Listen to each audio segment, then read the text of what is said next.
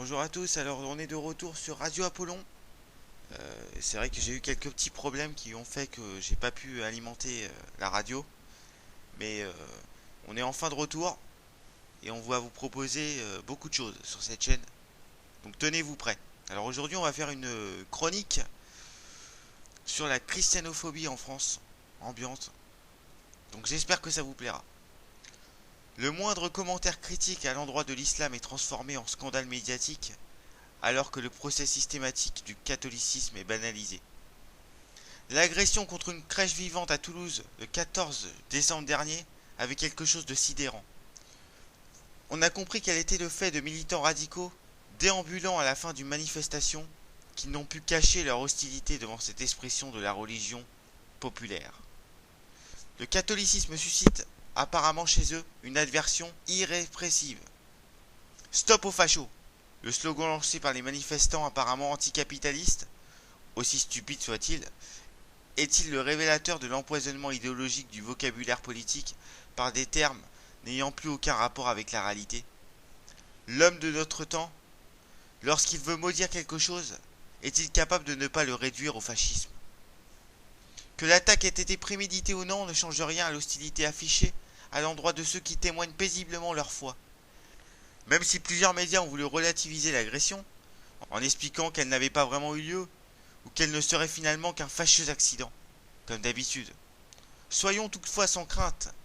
S'il fallait un jour que des hooligans troublent les prières de rue aux musulmanes, on décréterait assurément la République en danger, et les cortèges de citoyens défileraient à Paris en disant plus jamais ça, avec la classe politique au premier rang évidemment. Nous aurions alors le droit aux discours les plus emportés sur le vivre ensemble à sauver.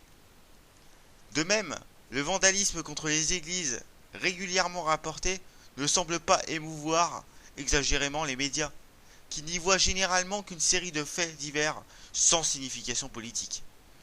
On l'explique rarement, sinon jamais par la haine, un sentiment apparemment réservé aux populations majoritaires, dans leur rapport avec les minorités, toujours victimes de la société où elles se sont installées. Il est difficile de ne pas voir là une forme singulière d'asymétrie symbolique. Le moindre commentaire critique à l'endroit de l'islam est théâtralisé et transformé en scandale médiatique, alors que le procès systématique de l'Église catholique est banalisé. Si l'antichrist ne prend pas toujours une forme aussi brutale, il semble toutefois bien imprégné dans le discours public dominant. On l'a encore vu dans une étrange publicité de Monoprix qui a beaucoup circulé sur les réseaux sociaux cette semaine. À l'approche des fêtes de fin d'année, formule qui se substitue de plus en plus aux fêtes de Noël, l'entreprise invitait ses clients à réveillonner en s'affranchissant de la tradition qui ne tiendrait pas suffisamment compte de la diversité des situations familiales et qui nous enfermerait dans un calendrier usué, déphasé et désuet. Étrange formule qui présente la tradition à la manière d'une contrainte symbolique dont les hommes de notre temps devraient s'affranchir pour enfin vivre libre. Le pragmatisme commercial masque ici une forme de relativisme déconstructeur. Que les publicitaires aient pu imaginer une telle manière de vendre leurs produits en dit long sur l'image qu'ils se font de la société française. Un jour, on en trouvera pour vouloir effacer toutes les références chrétiennes du calendrier, pour éviter qu'il ne soit discriminatoire envers ceux qui ne se reconnaissent pas.